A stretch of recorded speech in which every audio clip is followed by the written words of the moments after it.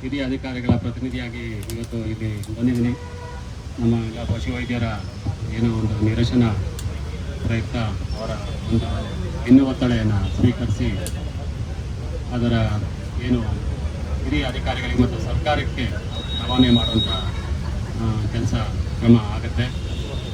ಇದನ್ನು ಇಷ್ಟು ಅಲ್ಲ ಸರ್, ಈಗ ಸರ್ಕಾರದ ಮಟ್ಟದ ಏನಾಗಿದೆ ಇದು ನಿಮ್ಗೆ ಅದ್ರಾದ್ರೂ ಹೇಳಿ, ಏನ್ ಮಾಡಿದಾರೆ ಅವಾಗಲಿ ಇಷ್ಟು ದಿನ ಅಟ್ಲೀಸ್ಟ್ ಇದು ಗಮನಕ್ಕೆ ಬಂದಿದೆಯಲ್ಲ, ಏನ್ ಮಾಡಿದಾರ? CID ಅಟ್ಲೀಸ್ಟ್ 3Dಗೆ ಹೋಗಿದೆ, 1 ವಾರ ಮೇಲೆ ಆಯ್ತು, 10 days ಆಗ್ತಿದೆ.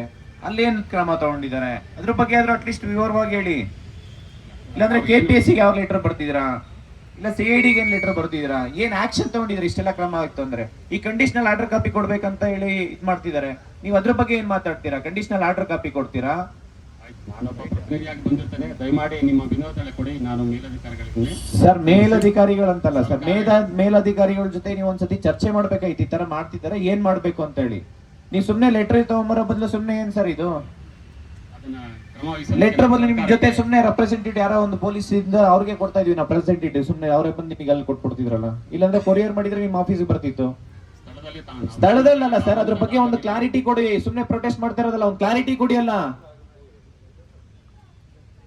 ಸರ್ಕಾರ ಗಮನಕ್ಕೆ ಹೋಗುತ್ತಿದ್ದು ಸರ್ಕಾರಕ್ಕೆ ರವಾನೆ ಆಗುತ್ತೆ, ಅಲ್ಲಿಂದ ಏನು ಕಾನೂನಾತ್ಮಕ ಕ್ರಮ ಇರುತ್ತೆ ಅವೆಲ್ಲ ಆಗುತ್ತೆ ಅಂತ ನಾನು ಆಗೋದಲ್ಲ. ಇದು ಎಷ್ಟು ಒಂದು ಟೈಮ್ ಲಿಮಿಟ್ ಕೊಡಿ. ಅಟ್ಲೀಸ್ಟ್ ನಮಗೆ ಟೈಮ್ ಬೇಕಲ್ಲ. ಈಗ ಅಟ್ಲೀಸ್ಟ್ 24 hours ಇದ್ರ ಬಗ್ಗೆ ಆಕ್ಷನ್ ತಗೊಂತೀನಿ, ಹಿಂಗೆಲ್ಲ ಹಿಂಗ್ ಮಾಡ್ತೀವಿ, ಒಂದು ಭರವಸೆ ಕೊಟ್ಟೋಗಿ.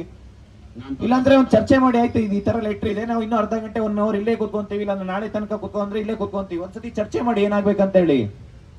ನೀವು ಸುಮ್ನೆ ಏಕಾಏಕಿ ಸರ್ಕಾರಕ್ಕೆ ರವಾನಾ ಮಾಡ್ತೀವಿ ಅಂತಲ್ಲ ಸರ್, ಒಂದು ಟೈಮ್ ಲಿಮಿಟ್ ಕೊಟ್ಟೋಗಿ. ಅದನ್ನ ನಾವು ಫರ್ದರ್ ಹೋರಾಟ ಮಾಡ್ಬೇಕಾ, ಏನ್ ಮಾಡ್ಬೇಕು?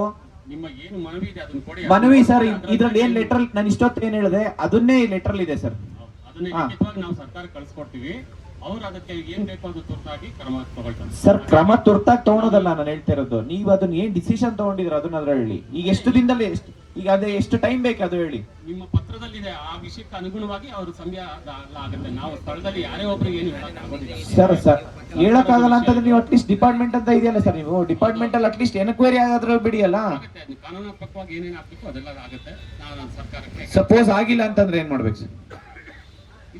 ಒಂದು ವೇಳೆ ಆಗಿಲ್ಲ, ನೀವು ಮನವಿ ಕೊಡಿ, ಮುಂದೆ ಅದು ಕ್ರಮ ಆಗುತ್ತೆ ಸರ್. ಮನವಿ ಕೊಡ್ತೀವಿ ಸರ್, ದಿನ ಕೊಡ್ತೀವಿ, ಆಗುತ್ತೆ ಅದು ಕ್ರಮ ಆಗುತ್ತೆ, ಏನು ತೊಂದರೆ ಇಲ್ಲ ಕೊಡಿ ಸರ್. ಈಗ ಕ್ರಮ ಆಗಂಗಿದ್ರೆ ಲಾಸ್ಟ್ 1 ವಾರ ಮುಂಚೆನೆ ನಾವು ಆಲ್ರೆಡಿ ಪ್ರೊಟೆಸ್ಟ್ ಮಾಡಿದೀವಿ. 1 ವಾರದಿಂದ ಮುಂಚೆ ನಿಮಗೆ ಮನವಿ ಬಂದಿದ್ದಾವೆ, ನಿಮ್ ಡಿಪಾರ್ಟ್ಮೆಂಟ್ಗೂ ಮನವಿ ಕೊಟ್ಟಿದ್ದಾರೆ.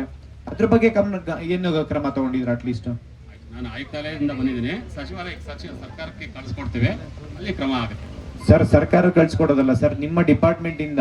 ಯಾಕೆಂದ್ರೆ ಏನ್ ಆಯುಕ್ತರಿದ್ದಾರೆ, ಅವ್ರು ಏನ್ ಡಿಸಿಷನ್ ತಗೊಂತಾರೆ ಅದ್ರ ಮೇಲೆ ಡಿಪೆಂಡ್ ಆಗುತ್ತದು. ನಿಮ್ಮ ಹತ್ರ ಚರ್ಚೆ ಮಾಡಿದಿರಾ ಏನು ಡಿಸಿಷನ್ ತಗೊಳಕ್ ಆಗಲ್ಲ.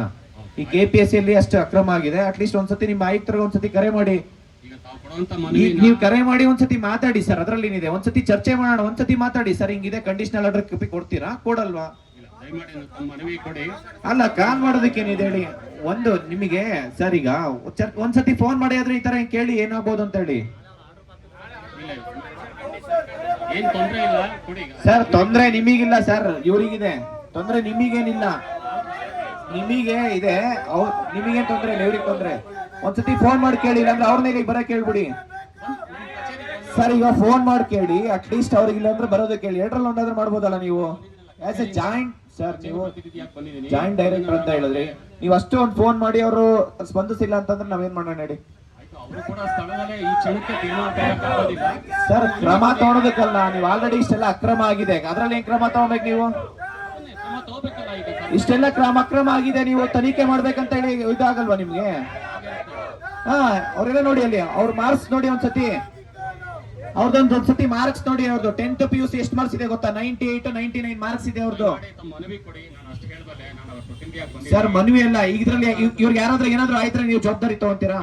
ಮತ್ತೆ ಒಂದ್ಸತಿ ಫೋನ್ ಮಾಡಿ ಕೇಳಿ, ಅಲ್ವ ಕೇಳ್ಬೋದಲ್ಲ ಅವ್ರಿಗೆ. ಕೇಳೋದಕ್ಕೆ ಏನಾಗಿದೆ ಹೇಳಿ, ನಿಮ್ಗೆ ಕೇಳೋದಕ್ಕೆ ಏನಾಗಿದೆ ಅಂತ?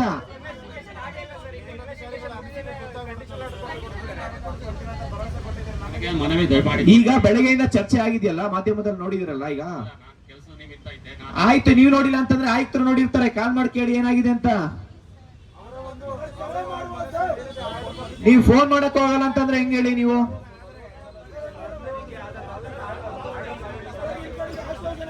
ಸರ್ ಮನವಿ ಅಲ್ಲ, ಒಂದ್ಸತಿ ಫೋನ್ ಮಾಡಿ, ನಿಮ್ಗೆ ಎಷ್ಟು ಅರ್ಜೆಂಟ್ ಇದ್ರೆ ಹೇಳಿ. ಕೊಟ್ರೆ ಕ್ರಮ ಆಗಂಗಿಲ್ಲ ಸರ್, ಕೊಟ್ರೆ ಕ್ರಮ ಆಗಂಗಿದ್ರೆ ಇಷ್ಟೊತ್ತಿಗೆ ಯಾವಾಗ ಆಗ್ಬೇಕಾಯ್ತು? ಕೊಟ್ಟಿರೋದಕ್ಕೆಲ್ಲ ಕ್ರಮ ಆಗಂಗಿದ್ರೆ ಯಾವಾಗ್ಲೂ ಆಗ್ತಿತ್ತು. ನಮಗೆ ಅಷ್ಟು ನಂಬಿಕೆ ಇಲ್ಲದೆ ಇರೋದಕ್ಕೆ ಇಷ್ಟೆಲ್ಲ ಹೋರಾಟ ಮಾಡ್ತಾ ಇರೋಂಥದ್ದು ಸರ್. ಈ ತರ ಸಾವಿರಾರು ಲೆಟರ್ ಕೊಟ್ಟು ನಾವು ನೋಡಿದೀವಿ. ಯಾವ ಲೆಟರ್ ಎಲ್ಲಿ ಹೋಗುತ್ತೆ, ಏನ್ ಮಾಡುತ್ತೆ. ನಿಮ್ಮ ಡಿಪಾರ್ಟ್ಮೆಂಟ್ಗೂ ಲೆಟರ್ ಕೊಟ್ಟಿದೀವಿ, ಕೊಟ್ಟಿಲ್ಲನಾ? ಮತ್ತೆ ಎಷ್ಟೊತ್ತಿ ಕೊಟ್ಟಿಲ್ಲ? ಕ್ರಮ ಏನಾಗಿದೆ ಅದ್ರ ಬಗ್ಗೆ ಆದ್ರೂ ಹೇಳಿ ನಮ್ಗೆ. ಏನ್ ಕ್ರಮ ತಗೊಂಡಿದ್ರೆ ಹೇಳಿ ಹೋಗ್ಲಿ. ನಮಗೇನೋ ಒಂದ್ ಹೇಳಿ ಸರ್, ಆಯ್ತು ಒಂದು ಭರವಸೆ ಕೊಡಿ. ನೀವು ಸುಮ್ನೆ ಲೆಟರ್ ತಗೊಂಡು ಹೋಗ್ಬಿಡ್ತೀವಿ ಅಂತಂದ್ರೆ ಏನದು ಹೇಳಿ ಸರ್. ಈಗ ಅದಕ್ಕೆ ನಿಮಗೆ ಗೊತ್ತಿಲ್ಲ ಅಂತಂದ್ರೆ ಆಯುಕ್ತರಿಗೆ ಫೋನ್ ಮಾಡಿ. ಕಮಿಷನರ್ ಏನ್ ಮಾಡ್ತಿದ್ದಾರೆ, ಕಾಲ್ ಮಾಡಿ ಕೇಳಿ ಸರ್. ಈಗ ಮಾಡಕ್ ಆಯುಕ್ತರು ನೀವು ಫೋನ್ ಮಾಡಕ್ಕಾಗಲ್ಲ ಅಂತಂದ್ರೆ ಮತ್ತೆ ಯಾರು ಮಾಡ್ಬೇಕು? ಈಗ ನೀವು ಆಯುಕ್ತರು ಫೋನ್ ಮಾಡಕ್ಕಾಗಲ್ಲ ಅಂದ್ರೆ ಮತ್ತೆ ಯಾರು ಮಾಡ್ತಾರೆ ಹೇಳಿ ಸರ್? ಸಣ್ಣ ಅಧಿಕಾರಿ ಅಲ್ಲ ಅಂತ ಸರ್, ಜಾಯಿಂಟ್ ಡೈರೆಕ್ಟರ್ ಇದೀರ ನೀವು, ಸಣ್ಣ ಅಧಿಕಾರಿ ನೀವು ಸರ್. ಈಸ್ಕೊಂಡಿದ್ದಾರೆ ಸರ್ ಇದ್ರ ಬಗ್ಗೆ.